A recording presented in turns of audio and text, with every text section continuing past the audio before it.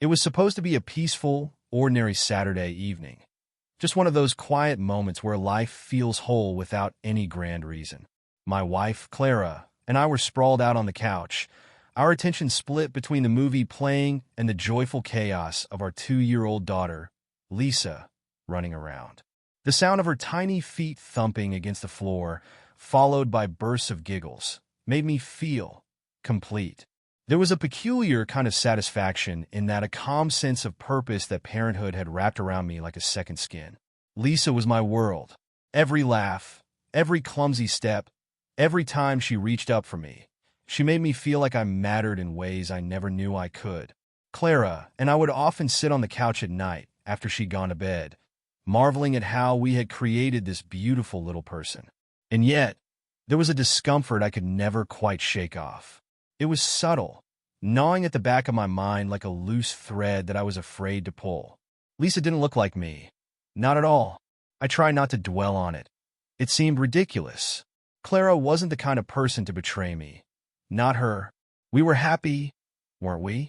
Our life together wasn't perfect, but it was real. Clara had never been the type to engage in drama or fling accusations around. And I was there through the entire pregnancy. How could there even be a question in my mind? Lisa was mine. She had to be. But some nights, when the house was quiet and the only sound was the hum of the refrigerator, those unsettling thoughts would surface. I would try to tell myself it didn't matter, that even if she bore no resemblance to me, it didn't change the way I felt about her. Still, those thoughts stayed like unwanted guests, always lurking on the edges of my contentment. That Sunday morning, Clara told me she was going out with some friends. It wasn't unusual. She needed her time just like I did, but something about the way she kissed me before leaving felt mechanical. I brushed it off. I stayed home, playing with Lisa until she drifted off to sleep, leaving me with the rare silence that comes when a toddler is finally at rest. With nothing else to do, I began scrolling on my phone, catching up on texts, mindlessly clicking through articles. It was then that I noticed Clara's laptop was left open on the dining table. Normally, I wouldn't think twice about it. Clara was meticulous. She always closed everything down when she was finished, locked the screen like clockwork. I stood there for a moment, staring at the glow of the open screen. I hadn't planned to snoop. I just wanted to look through some photos, family memories, candid moments we'd captured together. She stored all our photos there. At first, it was just innocent scrolling. A snapshot of Lisa's first steps, a blurry image of us laughing at some summer festival, and countless moments of Clara holding Lisa close. It made me smile. But the more I scrolled, the more I noticed pictures that felt unfamiliar. There were photos of Clara I didn't remember taking, moments I wasn't a part of, her laughing with her brother, David, at a family barbecue from 2 years ago. They were close in these pictures. Too close, considering how she always complained about him. Clara had never spoken fondly of David, often saying their relationship was strained. Yet here they were, heads leaning together like old friends, her hand casually resting on his shoulder. I told myself I was overthinking it. Siblings have complicated dynamics, right? But the pit in my stomach was hard to ignore. I continued to scroll. Then, somewhere deep in the gallery, I found a screenshot of a conversation. I wasn't ready for what I saw next. "Why aren't you answering my calls? I'm pregnant with your child. Do you hear me?" The words blurred before my eyes. I blinked, hoping I had read them wrong. But there they were, plain as day. My hands shook as I stared at the screen, feeling the air drain from my lungs. This had to be some kind of joke, a cruel misunderstanding. Maybe it was a prank or an old argument they'd had. But the timestamp proved otherwise. It aligned perfectly with when Clara had told me she was pregnant with Lisa. A cold sweat coated my skin as I scrolled further, hoping to find an explanation that would make sense. And that's when I saw it. A video. I hesitated, my thumb hovering above the play button, wishing I could just close the laptop and pretend none of this existed. But curiosity, or perhaps the need for closure, got the better of me. I tapped the screen, and the video began to play. In the dimly lit frame, Clara was lying next to David, the two of them tangled under the covers. They were laughing, whispering things I couldn't hear, and then they kissed. The intimacy between them was undeniable, and as the video continued, My worst fears unraveled before my eyes. There was no mistaking what I was witnessing. It was a betrayal in the rawest sense, one I hadn't seen coming. And suddenly, everything made sense. Lisa's lack of resemblance, the way Clara had distanced herself from me after that fight 2 years ago, her odd behavior that I had dismissed as stress. My hands trembled as I forwarded the screenshots and video to my email, needing to secure the evidence, though I wasn't sure what I intended to do with it. I sat in stunned silence, staring at my sleeping daughter in the next room, feeling like a stranger in my own life. She looked so peaceful, her little chest rising and falling with each soft breath. I wanted to believe that none of this mattered, that Lisa was still my daughter, no matter what the DNA said. But the truth was a tidal wave, and it was drowning me. When I heard the front door creak open, my heart nearly stopped. Clara was home. I scrambled to close the laptop, trying to compose myself. My mind raced. How was I supposed to act normal after what I had just discovered? She stepped inside, her smile soft but cautious, as if she sensed something was wrong. "How was your morning?" she asked, her voice light, but her eyes flicked over me with concern. I forced a smile that felt like shards of glass slicing through my lips. "Fine," I managed to say, but inside, everything was unraveling, and I knew that no matter how much I tried to hold it together, the truth was waiting, just beneath the surface, ready to tear our lives apart.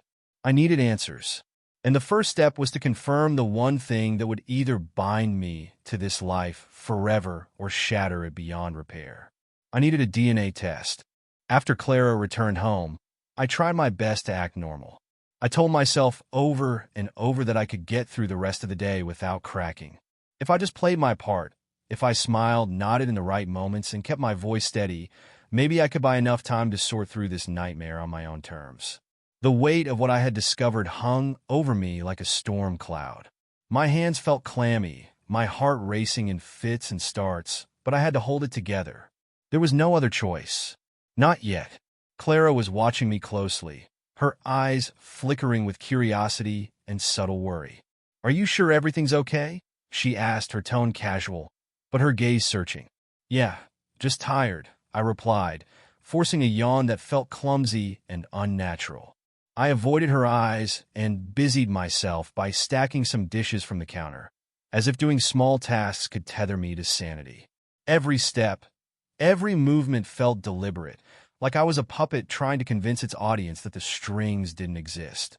"Something feels off," she said from behind me, her voice low, cautious. "You're quiet." My back stiffened, but I kept my hands moving. "It's nothing, Clara. Just a headache." I could feel her lingering in the doorway, her suspicion bubbling beneath the surface. She was too perceptive, always had been. Clara could pick up on even the slightest change in my behavior, like a shark sensing blood in the water. I knew I needed to distract her, to shift her focus, or she'd dig deeper. And the last thing I needed was for her to find out what I was planning.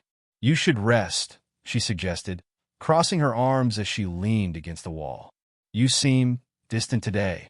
I turned to face her, trying to arrange my expression into something neutral. But I could see it in her eyes. She wasn't buying it. Clara was good at reading people, and right now, she was reading me like an open book. "Look," I said, forcing a smile that didn't reach my eyes. "I'll feel better after I run a quick errand. I forgot I promised to meet up with Mark this afternoon." I grabbed my coat, hoping that the mention of my friend would sound casual enough to stop her from asking any more questions. "Mark?" Clara raised a brow. "Since when do you make plans without telling me?" I paused, feeling the weight of her gaze on me like a stone pressing against my chest. "It's nothing big. Just catching up. He called earlier, and I forgot to mention it." I fumbled with my keys, trying to appear rushed, like I was in a hurry to get out the door. But Clara wasn't buying it. Her arms remained crossed, her expression skeptical. "You're acting weird. You know that?" "Clara," I said, injecting some exasperation into my voice. "I'm fine. I'll be back in an hour, okay? Just watch Lisa for me until I get back." I kissed her cheek, mechanically, without thinking, and slipped out the door before she could stop me. The moment I was outside, I exhaled a shaky breath, the cool air biting against my skin. I had to do this. I needed to do this. The hospital wasn't far, but the drive felt endless. My thoughts swirled in endless loops, each more unsettling than the last. What if Lisa really wasn't mine? How would I even begin to process that? What if everything I thought I knew about my life, about my family, was a lie? I could feel the world spinning, my sense of reality slipping away with every passing mile. At the hospital, I parked the car and sat for a moment, gripping the steering wheel so tightly my knuckles turned white. I wasn't just afraid of what the DNA test would say. I was afraid of what it would confirm. A truth that I had been too blind to see, or too scared to confront, for 2 years. I finally gathered myself, got out of the car, and walked through the hospital's automatic doors. The fluorescent lights overhead felt sterile, cold, as if they were casting a harsh light on every messy corner of my life. After a brief wait, I was handed the necessary forms. I filled them out mechanically, my heart hammering against my ribcage. When the nurse handed me the cotton swabs, I took them with shaky hands, thinking of Lisa asleep at home, curled up with her favorite blanket. I swabbed the saliva sample I'd taken earlier and sealed it inside the provided bag. With every movement, it felt like I was sealing my fate, locking away the truth that could change my life forever. I handed the bag to the nurse, who smiled politely. "We'll notify you once the results are in," she said, her voice distant, muffled by the overwhelming hum of my thoughts. "How long will it take?" I asked, my voice cracking slightly. "About 5 to 7 days," she replied. 5 to 7 days. A lifetime. I nodded, thanked her, and made my way back to the parking lot, my mind a blur. I needed air. I needed time. I needed something. The doors hissed open as I stepped outside, the crisp autumn breeze hitting my face. For a brief moment, I felt like I could finally breathe again, but that sense of relief shattered the second I saw her. Clara was standing beside my car, her arms crossed tightly over her chest, her face a storm of confusion and barely contained anger. My heart stopped. "You want to tell me what the hell is going on?" she asked, her voice sharp, slicing through the quiet of the parking lot. I stood there, frozen, my mind scrambling for an explanation. Every possible excuse felt flimsy, inadequate under the weight of her stare. She knew, or at least, she knew that I was hiding something. I told you I was meeting Mark," I stammered, already knowing how hollow the lie sounded. "Mark, huh?" she said, her eyes narrowing. "And you're meeting him here? At the hospital?" I felt my pulse pounding in my ears, a sickening rhythm that threatened to drown me. I knew I was cornered, caught in the web of my own poorly constructed lie. Clara took a step closer, her expression darkening with suspicion. "What are you really doing here?" I opened my mouth, but no words came out. The truth hovered just behind my teeth, waiting to burst free, but I couldn't let it. Not yet. Not until I had the results. She shook her head slowly, her jaw tightening. "You're lying to me," she whispered. "I can tell." Her words felt like a slap, a painful reminder of the growing chasm between us. I was unraveling right in front of her, and she knew it. And worst of all, I knew that she wouldn't stop until she got to the bottom of it. I swallowed hard, forcing myself to meet her gaze. "I just needed some time," I said weakly. I wasn't feeling well, but even as the words left my mouth, I knew they wouldn't be enough. Clara had seen through me, and now she wasn't going to let go until she had the truth. This was only the beginning, and somehow I knew that things were about to get a whole lot worse. I stood in front of Clara, my heart thundering in my chest, my mind a chaotic mess of anger and fear. She stared at me with those sharp, suspicious eyes that used to make me feel safe, loved. Now, all they did was cut into me, demanding answers I couldn't give yet. I had tried to keep it together, to wait for the DNA results in silence, but everything was unraveling, faster than I could control. "You've been acting strange all day," Clara whispered, her voice shaky. "What's going on? Please just tell me." I couldn't hold it in any longer. The dam burst, and with it came all the anger, the betrayal, the hopelessness. The words exploded out of me before I could stop them. "You want to know what's wrong? Fine. I shouted, my voice cracking under the weight of emotion. I found everything, Clara. I saw the messages. I saw the video. I know what you did with David. The moment the words escaped my mouth, Clara's face crumpled. She took a step back as if my voice had physically hit her. Tears welled up in her eyes and a small, choked sob escaped her lips. You think I wouldn't find out? I continued, my voice louder, harsher. Do you know how long I've wondered why Lisa doesn't look like me? How many nights I lay awake, telling myself I was imagining things. And now I know. I know everything. Clara's knees buckled, and she leaned against the side of my car for support. She was shaking, clutching herself as if trying to hold her body together. But her sobs didn't slow me down. If anything, they pushed me further into my rage. You lied to me, I screamed, my fists clenched so tight I could feel my nails biting into my palms. You told me we were happy, that Lisa was ours, that I had no reason to worry. And the whole time, what? You were sneaking around with your brother? My voice faltered at the word brother, the weight of it making me feel sick to my core. Clara cried harder, her hands trembling as she wiped at her tear-streaked face. It was a mistake, she managed to choke out, her voice barely audible between sobs. We had that fight 2 years ago, remember? You wouldn't speak to me for weeks. I thought we were done, and I made a terrible mistake. I didn't know what to do. Oh, don't! I snapped, cutting her off. Don't you dare put this on me. We fought, yeah, but you thought the solution was to go crawling into his bed? That's what you do when things get hard. I could feel my throat tighten, every word coming out raw and jagged. And you didn't even have the decency to tell me. You let me believe Lisa was mine. For 2 years. The memory of that fight 2 years ago flickered in my mind like a scene from a bad movie. I had been angry, angrier than I'd ever been with her. We fought about everything. Her late nights, the way she acted distant, and how I felt like I wasn't part of her world anymore. I said things I shouldn't have, and so did she.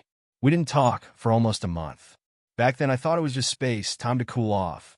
When Clara came back, teary-eyed and apologetic, saying she was pregnant, I was so relieved that I didn't even question anything. I wanted to believe it was a fresh start, that everything could go back to how it used to be. Now I knew the truth. While I was sitting in silence, hoping we'd figure things out, she had been with him, her brother David. Clara collapsed onto the pavement, sobbing uncontrollably. I didn't mean for it to happen like this, she cried, her voice thick with regret. I thought it was just a mistake. I thought I could fix it. I never wanted to hurt you. But you did. I roared, my voice echoing through the empty parking lot. You hurt me, Clara. You destroyed everything we built. And now I don't even know if Lisa is mine. She covered her face with her hands, her whole body shaking as sobs racked her frame. I wanted to hate her. I wanted to look at her and feel nothing but anger. But the sound of her crying only made it harder. Lisa's innocent face flashed in my mind. Her little giggles, the way she reached out for me every morning, calling me Daddy. I couldn't shut it out. I loved that child with everything I had, and now, in this twisted mess of betrayal, I wasn't even sure if she belonged to me. I need to know, I said, my voice hoarse from yelling. I've already sent in the DNA test. I'm waiting for the results. If Lisa is mine, maybe we can figure this out. But if she's not, I trailed off, not trusting myself to finish the sentence. The implication hung heavy in the air between us. Clara sobbed into her hands, her shoulders trembling violently. She's your daughter, she whispered, almost desperately. She has to be, but I couldn't believe her. Not now, not after everything. I'll decide what happens after the results come in, I said coldly, stepping back from her. Until then, I can't do this. Clara's sobs grew louder, but I turned my back to her, unable to stand the sight of her any longer. I had nothing left to say. Without another word, I walked to the driver's side, climbed into my car, and slammed the doors shut. As I started the engine, I could still see her crumpled form in the rearview mirror, her body shaking with grief. The drive to the hotel was a blur. My hands gripped the steering wheel, and my mind spiraled through every possible outcome. What if Lisa wasn't mine? Could I walk away from her? From everything? I checked into a hotel room with shaky hands, barely registering the receptionist's polite smile. Once inside the room, I sank onto the bed, the silence pressing down on me like a heavy weight. I stared at the ceiling for what felt like hours, the events of the day playing on a loop in my mind. Clara's tears, the memories of that fight, the terrifying possibility that Lisa wasn't mine. It was all too much. I wanted to scream, but I had no energy left. Instead, I lay there in the dark waiting for the DNA results, waiting for an answer that could either salvage what was left of my life or tear it apart completely. And for the first time in my life, I wasn't sure which outcome I wanted more. The hotel room swallowed me whole. It was quiet, sterile, too clean for the mess that raged inside my head. The walls seemed to close in with every passing minute, as if they, too, were waiting for the DNA results that would decide the course of my life. I checked my phone obsessively, refreshing my inbox, waiting for the email from the lab. Each time I saw nothing but junk mail and promotional offers, I felt like a drowning man grasping at air, desperate for something that would pull me out of this limbo. 2 days had passed since I left Clara crying in the parking lot. Each moment dragged, and with every tick of the clock, the pressure built. I couldn't eat, couldn't sleep. My mind spiraled in a million directions, all of them leading to one dark thought. What if she's not mine? What if Lisa, the little girl I had kissed goodnight every day, the only thing that made my life feel worthwhile, wasn't my daughter? I couldn't face that. The only way to survive the wait was to numb myself. I found the nearest liquor store, bought a bottle of whiskey, and sat on the floor of the hotel room, downing it like water. One glass turned into two, two into three, and soon the glass wasn't needed at all. I tipped the bottle back and let the burn numb the gnawing ache in my chest. The alcohol made everything blur around the edges, just enough that the thoughts didn't feel so sharp. But the relief was short-lived. With every drink, the memories clawed their way back. Lisa's laughter, her small arms reaching out for me, calling me Daddy. Clara's face in the parking lot, twisted with guilt and regret, haunted me like a ghost. I heard her voice again, pleading, "She's your daughter. She has to be." It wasn't enough to drown out the thoughts, so I kept drinking. By the second day, I had descended deep into a pit of drunkenness and despair. The room smelled of stale alcohol and sweat, the curtains drawn tight to keep the outside world at bay. I lost track of time, of the hours bleeding into one another like an endless night.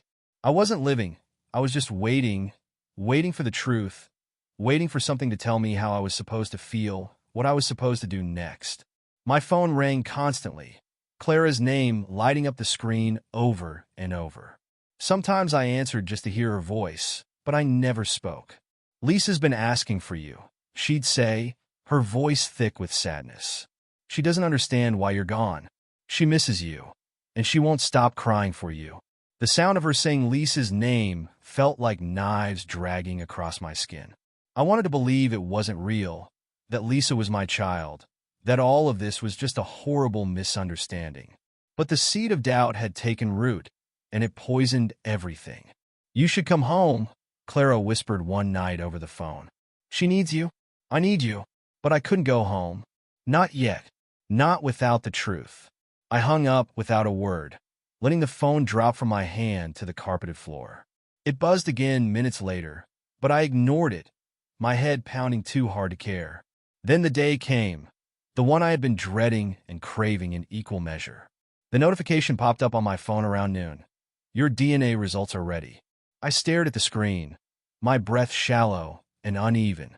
My thumb hovered over the email icon, but I couldn't bring myself to open it. The weight of it felt unbearable, like whatever was inside would either save me or destroy me.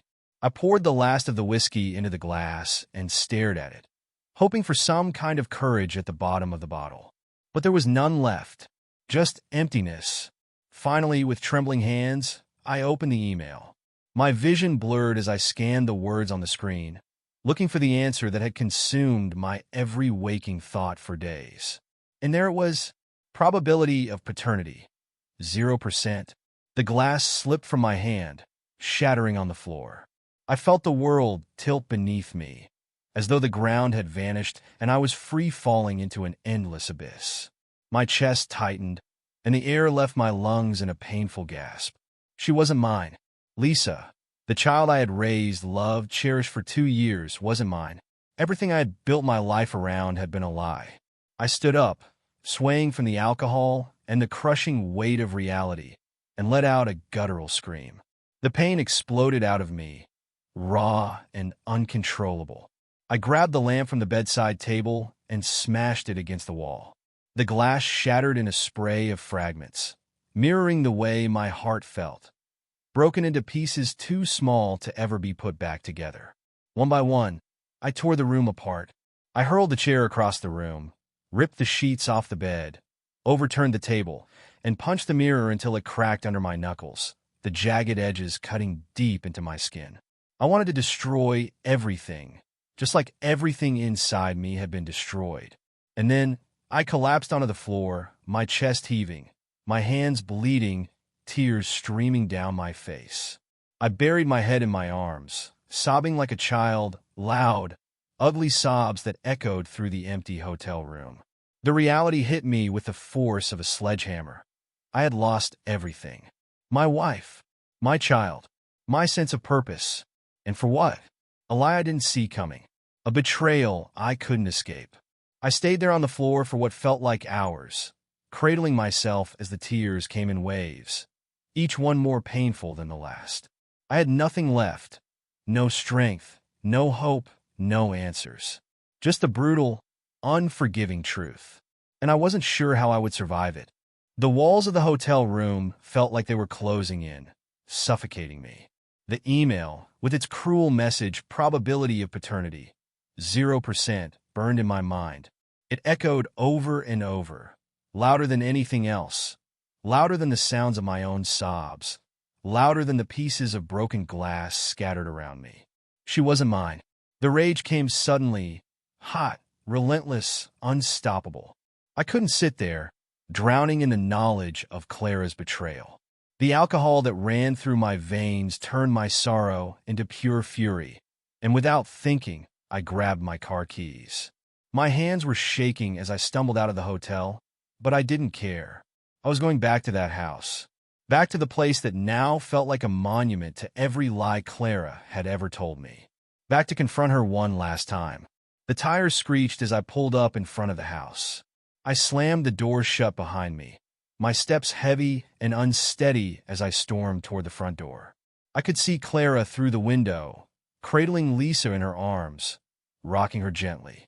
The sight ignited something inside me, something wild, something I could no longer control. That little girl was my entire life, and now she wasn't even mine. And Clara? Clara had known all along. She had lied to me every single day for 2 years. I kicked the door open with a deafening crash, the wood splintering from the force. Clara jumped up, startled, clutching Lisa tightly as she looked at me in sheer panic. "Why?" I bellowed, my voice raw and cracked from days of drinking and crying. "Why did you lie to me? Why did you ruin everything, Clara?" She was crying now, sobbing as she held Lisa closer. "Please, you don't understand." "Don't!" I screamed, knocking a lamp off the table and sending it crashing to the floor. "Don't tell me I don't understand. I gave you everything, everything, and you gave me lies." Lisa began to cry, her tiny hands clinging to Clara's neck. The sound of her sobs cut through my rage like a knife, but it was too late. I was a man possessed by the betrayal, the pain, the alcohol, the loss. I grabbed a vase and hurled it at the wall, watching it explode into 1,000 shards. Clara tried to back away, whispering frantic apologies, but they only made the rage burn hotter inside me. I ripped a picture frame from the wall, the one of us on our wedding day, and smashed it beneath my feet. "You ruined me!" I roared, swiping everything off the dining table with a violent sweep of my arm. Plates, glasses, everything shattered on the floor. I was losing control. Every movement felt distant, disconnected from the person I used to be. Clara tried to shield Lisa, her voice trembling. "Please stop. Don't do this. She's your daughter. I swear. Stop lying." I shouted, my voice cracking under the weight of my grief. The test said she's not mine. Do you think I'm stupid? Do you think I'll forgive this? Lisa's cries grew louder, and for a moment I faltered. My anger flickered, replaced by a crushing sense of guilt. But the alcohol had its claws in me, and the rage surged back before I could stop it. I threw another chair across the room, sending it crashing into the wall. My breath came in short, ragged gasps, my vision blurred by tears and fury. I was spiraling, and I knew it, but I couldn't stop. Then, somewhere deep inside me, a small voice begged me to leave. Walk away. Get out before it's too late. I stared at Clara, panting, my chest heaving with rage and despair. She was holding Lisa so tightly, whispering soothing words into her ear, even as tears streamed down her own face. It was the most pitiful sight I had ever seen, and it broke me. Without another word, I turned on my heel and stumbled out of the house. I slammed the door behind me, the sound echoing in the cold night air. I collapsed into the driver's seat of my car, gripping the steering wheel until my knuckles went white. I didn't even know where I was going. I just knew I had to get away. Away from Clara, away from Lisa, away from everything.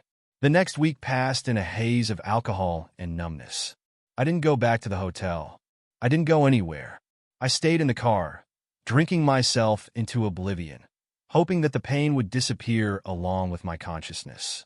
I ignored Clara's calls, every message she left me about Lisa crying, about how she just wanted to see her daddy. I couldn't face them.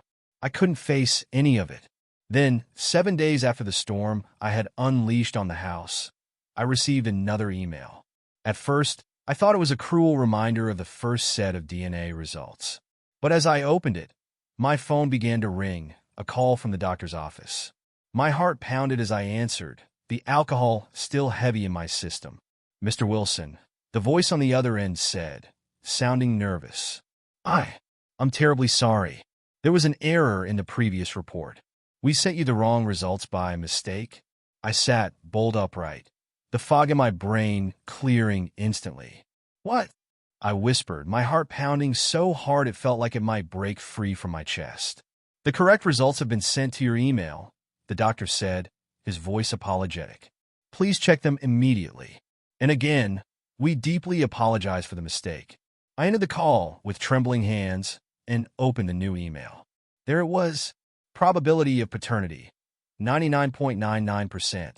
I stared at the screen, the words blurring through the tears welling in my eyes. She was mine. Lisa was my daughter, and I had ruined everything. The phone slipped from my hand, clattering to the floor. I sat there, frozen in place, as the crushing weight of what I had done settled over me. The shattered house, the words I had screamed, the rage I had unleashed, it all came flooding back with brutal clarity. I had destroyed my family over a lie, and now it was too late to take any of it back.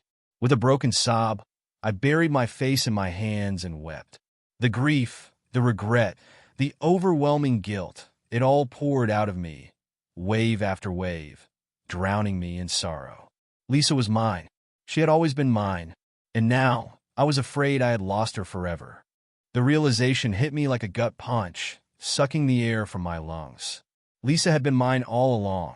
I'd spent the last week destroying everything that mattered, shattering my home, my family, my sanity. And for what? A mistake, a clerical error. I sat in that cold, empty hotel room, sobbing into my hands, wishing I could take back every moment of rage, every cruel word I had thrown at Clara. But life doesn't rewind. There was no undo button, no way to piece things back together neatly. All I could do now was try to survive the wreckage I had created. I knew I had to go back. I had to face them, face Clara, face Lisa, and try to explain, try to beg for forgiveness, even if I didn't deserve it. My heart ached with the knowledge that I had failed them, that I had walked away when they needed me most. I cleaned myself up the best I could, splashed cold water on my face, changed into fresh clothes, and tossed the empty bottles into the trash. But no amount of cleaning could undo the damage I had caused inside me. I was a broken man, and the weight of what I'd done felt too heavy to carry. I got into my car and drove back to the house. The streets were quiet, the soft hum of the engine, the only sound as I made my way toward the place I had once called home. With every mile, my heart beat faster, a painful reminder that I didn't know what I would find on the other side of that door. When I pulled into the driveway, the house looked almost exactly as I'd left it. The front door hung slightly off its hinges, and the windows I had shattered with my fury were still broken, their jagged edges reflecting the morning sunlight. My stomach churned as I stepped out of the car, dread pressing down on me with every step. I hesitated at the door, my hand hovering above the handle. What if it was too late? What if I had destroyed everything beyond repair? I took a deep breath and pushed the door open. The house was eerily silent. My heart pounded in my chest as I stepped inside, the sound of my footsteps echoing in the empty space. The living room was still in disarray. Overturned furniture, broken glass, fragments of the life we'd built scattered across the floor. Then I saw her. Clara sat on the couch, holding Lisa in her arms. Both of them looked exhausted, eyes red and swollen from crying, faces pale with sadness. Lisa clutched her stuffed bunny, her small body curled into her mother's side. The sight was both heartbreaking and unbearable. Clara looked up when I entered, her expression unreadable. There was no anger in her eyes, just sadness. A kind of sadness that comes from being hurt too many times, from carrying the weight of betrayal. Lisa stirred at the sound of the door opening. Her tiny eyes blinked open, and the moment she saw me, her face lit up with a small, tired smile. "Daddy," she whispered, her voice soft but filled with innocent joy. She wiggled out of Clara's arms and ran toward me, her little feet pattering across the floor. I dropped to my knees, catching her in my arms as she flung herself at me. The warmth of her tiny body against mine broke something deep inside me, and I hugged her tightly, tears streaming down my face. "I'm sorry," I whispered into her hair, my voice cracking. "Daddy's so sorry, baby. I'm so sorry." Lisa didn't understand. She didn't know the storm that had passed between me and Clara, didn't know the darkness I had fallen into. All she knew was that I was back, and that was enough for her. She held me tightly, her small arms around my neck, and I felt like I could finally breathe again. When I looked up, Clara was watching us, tears silently slipping down her cheeks. I wanted to say something, anything, to explain, to apologize. But the words felt useless. There was no excuse for what I had done, no way to undo the hurt I had caused. "I got the results," I whispered, my voice raw. "Lisa, she's mine." Clara nodded slowly, wiping her eyes with the sleeve of her sweater. "I told you," she whispered, her voice broken but not bitter. "I told you she was yours." The weight of her words crushed me. She had told me, over and over, but I hadn't believed her. I had let my doubt, my anger, and my pain consume me. And in doing so, I had almost lost everything. "I'm sorry," I said, my voice barely above a whisper. I was scared. I thought I'd lost her. I thought I'd lost us. Clara looked at me for a long moment, her expression unreadable. Then, slowly, she stood up and crossed the room, stopping just a few feet away from me. "I don't know if we can fix this," she whispered, her voice trembling. "I don't know if I can forgive you. Not yet." Her words cut deep, but I knew she was right. What I had done wasn't something that could be forgiven with a simple apology. Trust had been shattered, and it would take more than words to rebuild it. "But I want to try," she added softly. "For Lisa, and for us." I nodded, tears filling my eyes once more. "I'll do anything," I whispered. "I'll do whatever it takes." She gave me a small, hesitant nod, then reached down to place a hand on Lisa's head.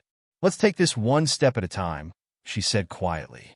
I held Lisa close, feeling the weight of her small body in my arms, the warmth of her love wrapping around me like a lifeline.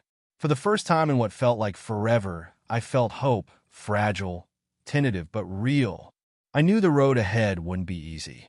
There were wounds that needed healing, trust that needed rebuilding. But for Lisa, for the little girl who called me daddy, I would fight. I would do everything in my power to be the father she deserved and the man Clara could trust again. Because sometimes, even after everything falls apart, there's still a way to piece it back together. And that's what I intended to do.